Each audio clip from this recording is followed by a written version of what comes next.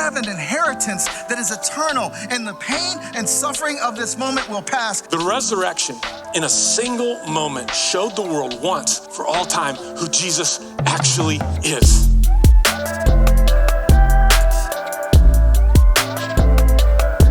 I bring an indictment on evil. Kingdom of heaven come. I will not be passive and take it like it is. I will pray. You're listening to the Chapel Sermon Podcast. The Chapel is a non-denominational Christian church welcoming people of all faiths or of no faith background at all. Our desire is that you encounter the presence of God wherever you are in your life. Good morning, everyone. Good morning, Libertyville campus. It's good to be here with you this morning, and it's great to be with everyone who is joining us online as well and in person across all of our other campuses in Illinois and Wisconsin. If we haven't had the privilege of meeting each other yet, my name is Ellie Dole, and I'm the Director of Communications at the Chapel, and I have actually been in that role now on staff for about the last 4 years, and time flies when you're having fun. The time has gone super fast. I feel like it was just yesterday that we were packing up our family to move here and to be part of what God was doing at the Chapel. And so I'm grateful for that. And my husband, Blake, he's also on staff here. If you haven't met him, he's the director of Chapel Kids. And together we have 3 kids, Rowan, who is 7, Oliver, who's 4, and Briggs, our baby, who is not a baby anymore. He's 2. This is a picture of them. We actually took it a couple of weekends ago on the way home from one of our Wisconsin campuses on a Sunday. We found the cutest little apple orchard, like outside of Whitewater, Wisconsin. And so we decided what better time than now to stop and pick some apples. And we did that, and it was a great time. But last weekend, Rowan's been on fall break. She goes to a year-round school, a public school in McHenry. And so she's been on fall break for like the last couple of weeks. And last weekend, she got the opportunity to go with her best friend to Wisconsin Dells, which was like super fun. And so it was just Blake and I at home with the 2 boys, which doesn't happen very often. And so we decided that we would be the cool parents, right? Like, let's be the fun parents and do something fun with the boys. And our 2 boys being 4 and 2, they are obsessed with the Paw Patrol. And if you are a parent of a child under the age of 5, you know that something really big is happening in movie theaters right now. And I'm not talking about the Eras Tour movie, all right? I'm not talking about Taylor Swift. I'm talking about the Paw Patrol movie. Okay? Paw Patrol has come out with its 2nd feature film, and it is not just any feature film, it is the Mighty Pups movie. And so this, like the previews, the commercials have been playing on Nickelodeon for months, maybe a year leading up to now, and it's just like full of anticipation. And so we decided that we would be the cool parents and that we go to see the Paw Patrol movie. And in that, like, Briggs is 2, and so it was his first trip to the movie theater. And I know what you might be thinking, like, you took a 2-year-old to the movie theater? Yes, absolutely. We did. We took a 2-year-old to the movie theater. Once you have more than 1 child, you just do crazy things that like you would never do with just 1 child. By the 3rd child, you're like, all right, everybody, come on. We're just going to go to the movie theater. And it's probably the worst decision, but we did it anyways. And so Briggs, if you know Briggs, to know Briggs is to know that he is here for a party. Like, the kid is full of life and joy and so fun. And so he walks into the movie theater, sees the lights, and immediately is just like, what? Like, he is captivated by everything that's happening around him. We walk up to the counter to get our concessions, and he's like, popcorn? That's how he says popcorn. He loves popcorn. And he was like so excited that like in this place that we're going, they have giant buckets of popcorn and I get to eat one? What? And then we gave him a little kiddie-sized cup for a slushie because, you know, when we go to the movies, we do it up. And so we gave him a little cup for a slushie and he was like, what? We mixed the blue slushie with the green slushie and we made our way into the movie theater. He sat down in his seat and he's like wiggling around because it's really hard for a small kid to sit in those seats. And the movie comes on and immediately he's captivated by the movie. He's like yelling at the characters on screen. He's like, Sky, no, no, no. and he's stuffing his face with popcorn, like double fisting it, and like the kid is having the time of his life. And it was a total joy to watch. And so, like all good things do, the movie came to an end, and so we got back in the minivan and headed home. And about 1 minute down the road, and I hear Briggs in the back seat, and he's like, Mama. And I'm like, yeah, Briggs. And he goes, Paw Patrol fun. And I was like, yeah, buddy, Paw Patrol was fun, wasn't it? And then we, make it another mile or so down the road, and he's like, Mom. And I'm like, yeah, Briggs, Mom, Paw Patrol fun. And I'm like, yeah, Briggs, Paw Patrol was fun. And this continued the rest of the way home. He just kept saying over and over again, Paw Patrol fun. He wanted us all to know what he thought of that experience. And as we've been in this series for the last couple of weeks called Origins, we've been walking through the book of Genesis. And Scott talked about the origin of creation, the origin of everything. Jamie talked to us about the origin of identity. And today we're going to look at a passage where God's interaction with creation actually reminds me a lot of Briggs' interaction with the Paw Patrol. And we're going to talk about the origin of goodness, okay? And so if you have your Bibles, turn with me this morning to Genesis chapter 1. We're going to go to the beginning. And we're going to be in Genesis chapter 1, specifically verses 9 through 25, okay? And as we look at that, what we're going to look at is right before this, God creates the heavens and the earth, and God creates light. We all know that, right? God says, let there be light, and there was light. And those are the first 2 days of creation. And at verse 9, chapter 1, verse 9, we're going to pick up on day 3. So here we go. And God said, let the water under the sky be gathered to one place, and let dry ground appear, and it was so. And God called the dry ground land, and gathered the waters he called seas, and God saw that it was good. Then God said, let the land produce vegetation, seed-bearing plants and trees on the land that bear fruit with seed in it, according to their various kinds, and it was so. The land produced vegetation, plants bearing seed according to their kinds, and trees bearing fruit with seed in it according to their kinds, and God saw that it was good. And there was evening, and there was morning of the third day. And God said, let there be lights in the vaults of the sky to separate the day from the night, and let them serve as signs to mark sacred times and days and years. And let them be lights in the vault of the sky to give light on earth, and it was so. And God made 2 great lights, the greater light to govern the day, and the lesser light to govern the night. He also made the stars. God set them in the vault of the sky to give light on the earth, to govern the day and the night, and to separate the light from the darkness. And God saw that it was good. And there was evening, and there was morning of the 4th day. And God said, let the water teem with living creatures, and let the birds fly above the earth across the vault of the skies. So God created the great creatures of the sea and every living thing with which water teems, that moved about in it according to their kinds, and every winged bird according to its kind. And God saw that it was good. And God blessed them and said, be fruitful and increase in number, and fill the water in the seas, and let the birds increase on the earth. And there was evening and morning, and that was the 5th day. And God said, let the land produce living creatures according to their kinds, the livestock, the creatures that move along the ground, and the wild animals, each according to its kind. And it was so. And God made the wild animals according to their kinds, the livestock according to their kinds, and all the creatures that move along the ground according to their kinds. And God saw that it was good. Whew. You guys with me? That was a long one. And so reading this passage at the surface, we've all probably read it before. We quickly sum it up and we look at it and we understand that God is making creation, right? In those first days, God is creating every living thing. And that's really good knowledge for us to have. And that's a truth that we should always walk away with, that God created every living thing. But I think that if we just leave this passage with only that detail, with only that knowledge, that we actually miss a really important detail. You see, not only in this passage is God creating creation, but God is identifying the things he created as good. If we look back at the passage and we look at what we see over and over again as he creates the lights in the sky, the water, the animals, the living creatures, everything in it, at the end of the day, when he looks back on it. The passage says, and God saw that it was good.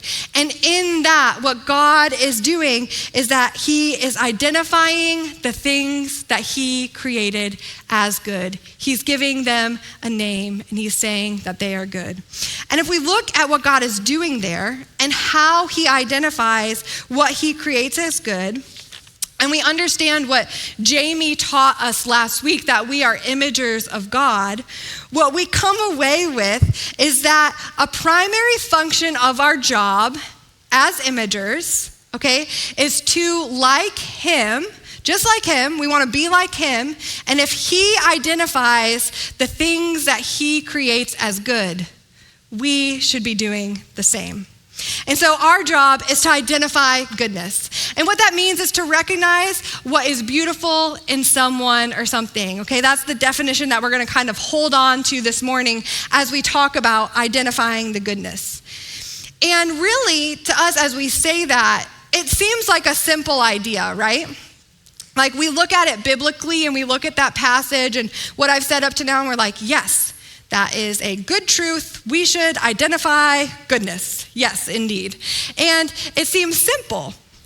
And it's one thing to acknowledge that and to understand that. But it's another thing altogether to like walk that out in our lives, right? It gets a little bit harder. You know, I think that if we go back and we look at that movie theater experience, if I think about the movie theater experience with Briggs, later that night as I was sitting at home, I was thinking to myself, I'm like, man, I really wish that I could experience the movies like that again. Like I wish that I could go to the movies and have as much fun as Briggs had. He had a great time. But that's hard.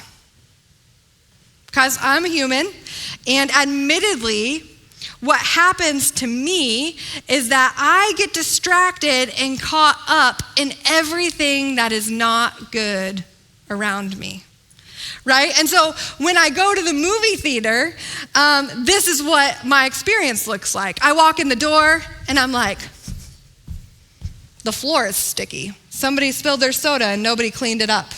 And then I walk up to the counter and I get my bucket of popcorn. I upgrade to the extra large and I go to my seat and I start eating it. My hands are buttery and I wipe my hands off and I'm like, the napkin's too thin.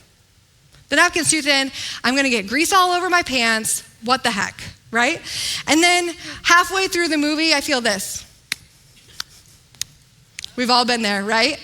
The foot in the back and you're like, if my seat gets kicked one more time, I do not know what is going to go down in this movie theater today, right? And then after the foot kicking incident, your kid's like, hey, mom, I gotta go to the bathroom. So you go to the bathroom. And then you come back and the other kid's like, mom, I gotta go to the bathroom. Seriously? And so like you begrudgingly get up and you take them to the bathroom and then you come back and the other kid's like, Mom, my slushie's gone. I need a new slushie. And you're like, what? And then those things spiral out of control. Those thoughts of that experience spiral out of control. And then on the way home, our thoughts are like, that movie theater was a dud. Like, why don't they have better movie theaters around here? And then you're like, that movie was so expensive. I've been wanting those new shoes, and you know what? I could have bought 2 pairs of those new shoes for what it costs to get tickets and treats at the movies. And then you like look in the back seat, and you're like, bedtime is gonna be a beast tonight. What were we thinking? What a terrible idea. And just like that, everything that is not good has taken center stage in the story of our life. And the thing is that our ability to only see the things that are not good doesn't just stop at like the movie theater. It bleeds into everything else in our lives. Like, how many people are part of one of those Facebook groups that's like what's happening in whatever town you live in? You're all in them. I know it. Like 5 of you will admit it, but like we're all in them, right? And so those groups were originally like created so that we know what kind of fun and good things are happening in our town. Like we want to know when the festivals are. We want to know that everybody's getting together at the library to watch the eclipse. We want to know what good things are going down in our town. But if you log on and you look at them, what happens is that the first posts you pull up to see are like things like this, like, oh my gosh, have you seen that house on Sunshine Street? Sun isn't really shining there, is it? Their weeds are out of control. And it's like all the negative things, like people are just on there complaining all the time. And it's like post after post is like everything that's bad and icky and not good. And as a society, we become so caught up in everything that is not good that we start to feel unsettled. Right? And then every situation in our lives, we get this like unsettled, icky feeling inside of us. And like we just long for it to be better. And we're like, why isn't this better? What's going on? And what that is that the not good has led us to a place of discontentment that begins to define us. Right? And it begins to define us, and it begins to define our experiences of the world and how we see every single thing. And so the question becomes like, how do we turn that around? If that's the problem, what are we going to do about it, right? Have any of you guys heard of the frequency bias or the blue car phenomenon? They're like the same thing? Okay, so the idea is behind the frequency bias is basically that what you're aware of with your mind, you see with your eyes. And it's nicknamed the blue car phenomenon because it happens to people a lot when they're buying a new car. And so I'm gonna put myself in this situation of buying a new car, right? The minivan has conked out, the Chrysler Town and Country is done, it's going to the junkyard, and we're gonna buy a new car. And so we drive into the car lot, and I decide that I am going to buy a lime green Subaru. Why? Because it's my dream retirement car, and I'm a simple person, and that is what I will have, okay? I want a lime green Subaru, and so I leave the parking lot of the car dealership. I'm not gonna buy it today. I'm gonna shop around because I wanna get the best deal. And as soon as I leave the parking lot, I'm like, I'm gonna go get a coffee. And so I pull into the coffee shop, drive through, look 2 cars ahead of me to see how long the line is, and I'm like, what? Is that a lime green Subaru? Are you kidding me? And then you take your coffee and you pull into the like kid pickup line, and you're looking around and you're like, Bobby's mom? She has a lime green Subaru? That's crazy, right? And then you're driving down the highway to get out of town for the weekend, and you're like, 1 lime green Subaru, 2 lime green Subarus, 3 lime green Subarus, 4 lime green Subarus. And there are lime green Subarus everywhere. And you're like, what the heck? Did everyone just all of a sudden start buying lime green Subarus? Did they magically appear the moment that I got them, that I decided that I wanted one? No, they didn't, okay? The reason you are seeing more lime green Subarus is because you want a lime green Subaru, and so you're thinking about it, and so you notice them everywhere. There aren't suddenly more in the world, and there aren't suddenly less of other cars. You just are thinking about it, and so you see them. And I think it's the same way with goodness, right? And what we learn in Genesis 1 is that God made everything with goodness. He made everything with goodness. If we look back at this passage and we go through it, I'm not going to read it again for all of our sakes, you know. I'm not going to read it again, but if we go back and we look at it, we see over and over again, he creates, it was good. He creates, it was good. He creates, it was good. He defines and says that in everything in creation, there is goodness. It's planted in our midst. The thing is that we just have to decide that we want to see it. And then when we decide that we want to see it, we start to see it everywhere. Okay? And we decide that we want to see goodness everywhere, our life starts to look a lot different. Let's take the movie theater, for example. So I walk into the movie theater, and I look up to the counter and I'm like, whoa, it's so cool that so many young people work here at the movie theater. Go them, getting jobs at the movie theater. And then you get to your seat with your big bucket of popcorn and you're like, movie theater popcorn is so good. I want to live off this for the rest of my life, right? Like you love it, it's good. And then your seat happening, you look behind you and you're like, this kid is having so much fun. I love that other families are at the movie theater. And then you're going to the bathroom for the 500th time and your kid's running down the hallway laughing and you're like, you know what? My kid has a really contagious laugh. That's awesome. I want to laugh with him too. And then the thoughts on the drive home change, right? The thought becomes, I'm really grateful that we can afford to take our family to the movies. And the contrast between the movie experience that I described before and this movie experience, they couldn't be more different, right?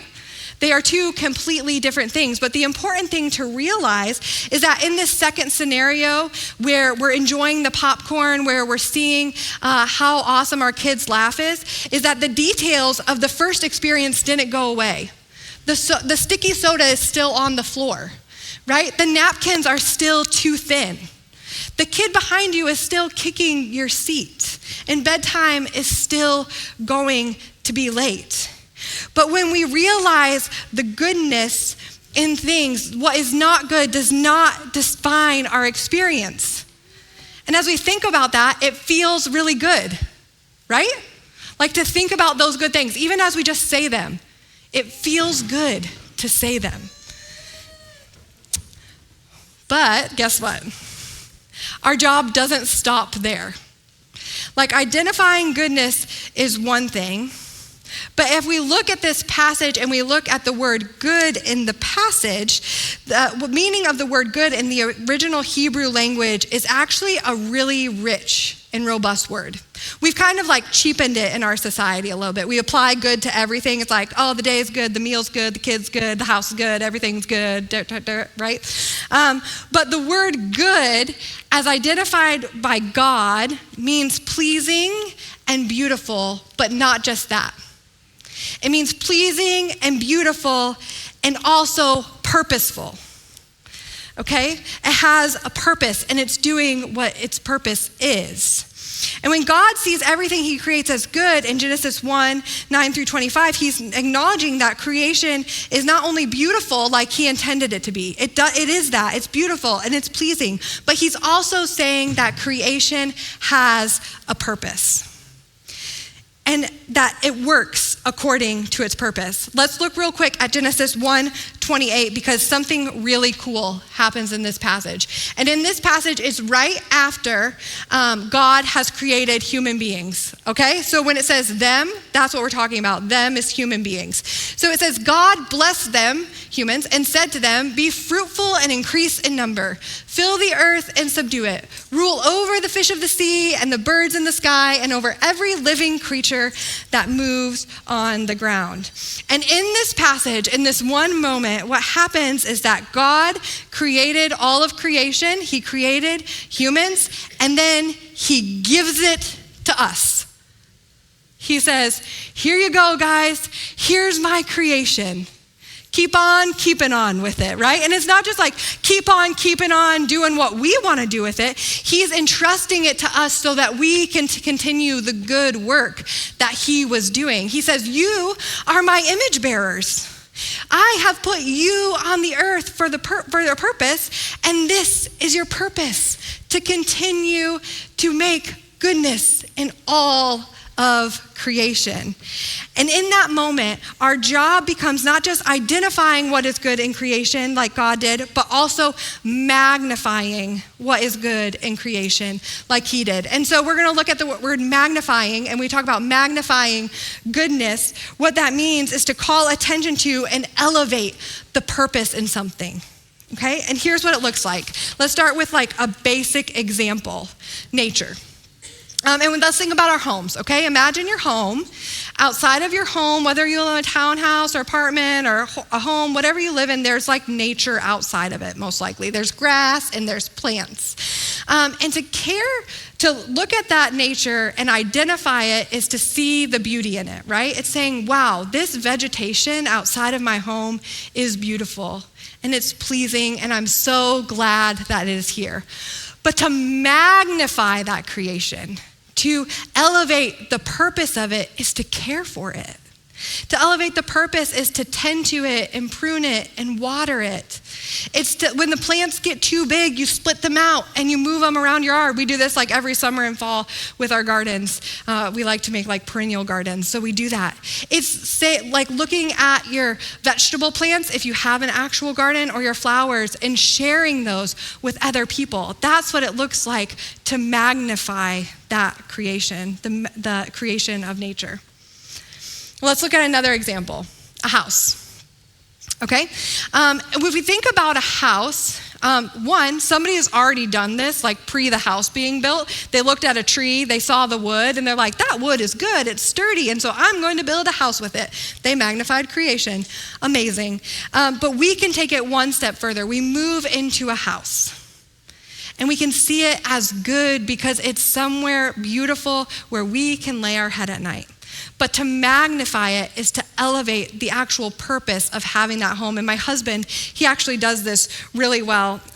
When we moved into our house, there's this like corner in our kitchen. It's a little nook. And I've always wanted a breakfast nook. It's like what I've wanted my entire life. And so he built a little bench that goes around our kitchen table, and it's a super cozy place in the morning. And then in our living room, there's this big blank wall. And on that big blank wall, he was like, it feels kind of plain. And so he built this amazing like built-in bookcase, and he painted it a beautiful color.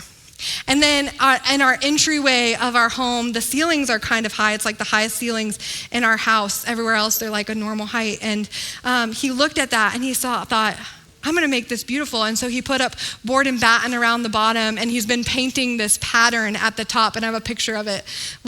This was like literally last night. God bless him. He's like taped all of these lines a bajillion times and then like painted them out. And he has created this space in our home that is absolutely beautiful. And like, if we look at that just really quickly, it can kind of feel materialistic, right? Like, okay, so you've made some built-ins in your home. Like, that's cool. Like, not all of us can do that. But what we're doing in this is identifying the space in our home. We're identifying the purpose of it. And the purpose is for it to be a place where people can come in, where people can feel welcome and comfortable and at home, and they can sit at our table for hours in our breakfast nook and have a cup of coffee and share with us the details of our lives. Or they can sit in our living room on our couch and watch a movie with our family, or walk into our home and just feel like it's a place where they can like kick their shoes off and relax. And as we've done these projects in our home, it's elevated the purpose of our home, and it's made a beautiful place where God's ministry takes place. And I am so, so grateful for that. And you guys, I'll tell you something, like our home is not like the biggest, fanciest house on the block by any means. Like it's a pretty average house. And if we drove around the neighborhoods within our town, it would be really easy for us to like become discontent. It would be really easy to look at a bigger house and think like, we entertain people all the time. I need more entertainment space. I don't have enough entertainment space. I need a bigger house. It would be easy to look outside and think like, I wish we had like money to hire a gardener because doing this is so much work and it takes so much work to mow the lawn and trim the bushes and all that kind of stuff. It'd be so easy to become discontent. But instead, we've chosen to see the beauty within our home and elevate that beauty, and it brings a joy, and it brings contentment. And we look at this idea of identifying and magnifying beauty like in material things, and we look at it in nature, and it seems like, okay, I can do that. I'm gonna do that. And you are getting ready to go, and you're like, I'm gonna go home and clean my house. Cool, let's go. But it doesn't just stop there. I think that the impact of identifying and magnifying goodness, where we really see it shine, is when we choose to do it with other people, right? And that is what becomes so hard, because in our lives, like people make choices, right? They're not always great choices. And we have decided as a society that we're going to continually point out and elevate what is not good in the people around us. And then all of a sudden, as we do that with one person, it spreads to the next, and it spreads to the next, and it spreads to the next. And then all of a sudden we think that everyone in society, everyone in our community is bad. We define them as not good. Right? And that is hard. And what it's done is it's led to broken friendships. It's led us to a place where as a people, we can't even be friends with somebody else without calling out what is bad in them. And it's led us to a place where our families are broken apart because all we can see is the places where we disagree or where we see what is not good in each other. And it's hard. Right? But what God did when he created creation, if we look at the sixth day, God creates mankind in his own image. Like God creates mankind in his own image. And you know what's really cool? On that day, he doesn't just say he saw it was good. You know what it says? He saw that it was very good. He says very good. Which means that inside each and every one of us, inside each and every person in this room, inside your friends, inside your family members, where you find all the wrong, there is good inside of them. And what happens is like the not good covers it up, and it's really hard to see, okay? And so let's talk about what this looks like at a very basic level. One, recognizing the goodness in someone. Let's talk about the friend who's always humming. It's recognizing that they actually have a really beautiful voice, right? Simple example. Let's talk about the older coworker who's always a little bit like too curious about your work and you get annoyed by them. Let's talk about them. Actually, that person, what's beautiful about them is that they have the experience and the wisdom to speak into your life and into your career if you let them. It's recognizing that underneath your spouse's annoying habit to like take forever to get through the church lobby is actually a person who sees people and loves people the way that God does, right? And it's recognizing that like under your child's messy room with trinket and art supplies everywhere and those things drive you insane is actually an extremely gifted and creative child who God gave good gifts to. And to magnify the goodness in a person is to call out those strengths and abilities and characteristics of theirs that are like God and encourage them accordingly. This is what it looks like. It's encouraging that person with a beautiful voice to share it with others. It's like, hey, I love your humming. Sing a song sometime, okay? And it's letting that wise person at work who's always asking you questions, it's letting them know that, hey, I see your wisdom. I see your experience. Can we get coffee sometime and talk about like what you've walked through in your life, your career? I'd love to learn from you. It's finding the patience deep inside of us to wait for our spouse as they make their way through the lobby and finish their 500th conversation. It's finding the patience within us to wait for that. And then, wait, I'm not done. When they get in the car, ask them about those conversations that they had and encourage them to have more conversations like that because they're actually encouraging and blessing other people with how they see them and how they talk to them. And even as I talk about these examples, right, we feel better about life, don't we? Like we feel better. All of a sudden there's this like peace inside of us that is good. And your heart starts to settle and your thoughts start to settle. And that is contentment. That's the place where God desires us to be. And we just need to elevate it, right? We just need to elevate it. Right now, some of you might be thinking, this was fun. Like Ellie taught us a good mindset trick today. Think good thoughts, see good things, feel good things. I can do this in my life, yeah. Like, yes, true. Okay? But you guys, this isn't just like a mindset trick. This isn't just a shifting of perspective. This is actually a weapon. Okay? Because what is not good in our lives is very real. And what is not good in our lives is actually a lot bigger than the sticky floor at the movie theater. It's a lot bigger than some thin napkins. It is broken relationships.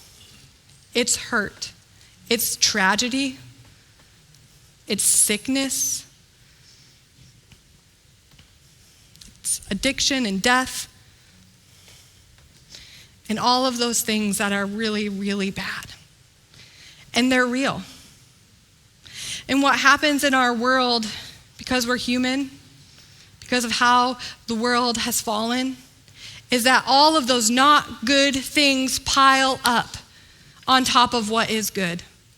And that's real. That's a real challenge that we all have in our daily lives. It's not like this is easy.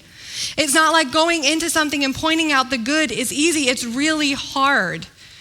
But when we choose to find the goodness in life, when we choose to look for the goodness and search out the goodness and seek the goodness and identify the goodness and magnify the goodness, what happens is that we identify and magnify where God is because he is good, right? He's good. And if you bear with me for just 1 minute, there's a picture that comes to my mind that I want to share with you guys when I think about this. Who's seen the movie Frozen? All right.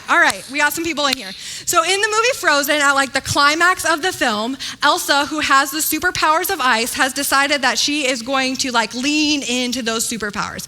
She's done with the other kingdom. She's done with Arendelle. She's left it behind her, and she is going to embrace her superpowers. So she is running up the mountain, and she gets to the top of the mountain, and she sings the famous song that we all know, and she's like, let it go, right? And as she does that, as Elsa stomps, the ice in her spreads, right? And it's spreading, and she lifts her arms, and it spreads, and it shoots out of her, and it's all around her. And what happens is as she's doing this, as she's singing the song, by the time that she gets to the end of the song, is that this beautiful, magnificent ice castle has been built. And even Elsa herself steps back and looks at it with wonder, like, I created all of this, right? And that's the picture that I get in my mind with goodness, okay?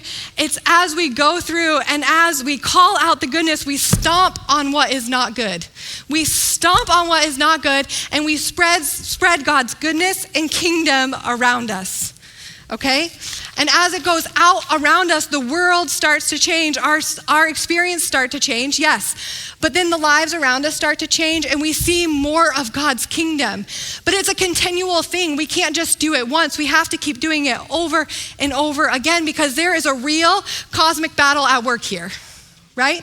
The enemy is real, and he's trying to do the same thing. He's trying to take the ground that you are standing on, but we cannot let him do that. We have to call out the goodness and see the goodness, identify the goodness, magnify the goodness, and build God's kingdom in the world around us. And it starts with something like as simple as that. And it's worship. You guys, when we elevate God, when we elevate him above ourselves, above our selfish desires, above our ability to point out what is not good, when we elevate him and his goodness, it is worship, and that is the most powerful weapon that we have. We sing songs in worship because we praise him because we know he is good, because we have identified and magnified the goodness in our lives. And as we worship him continually with our lives in the goodness, we see his kingdom come. And I'll leave with a quick tool that I have when I'm having a hard time identifying what is good. When I feel caught up in what's not good around me, I pull Psalm 23:6 out of my back pocket. And the psalm says, surely your goodness and love will follow me all the days of my life, and I will dwell in the house of the Lord forever. And in that verse, I understand that God's goodness and love is always surrounding me. And when I choose to see it, when I choose to acknowledge it, I am ushered into his presence, and I sit at his feet. And all that I will and ever could want is right there in front of me. And as I remember that, as I think about the verse, I turn it into a prayer. And so that's how I'm going to close our time together today, is with that prayer. Lord, let me be a person of your goodness and love. Lord, let me be a person who not only displays those things, but identifies and magnifies those things in others. And through that, God, would your goodness come? Would your kingdom come? God, help me see your goodness and love. It is around me everywhere. I pray all these things in Jesus' name. Amen. Thank you for listening to our podcast. We hope this was an encouraging and uplifting experience for you. If you'd like to listen to more of our sermons, you can visit the messages page of our website at chapel.org/messages.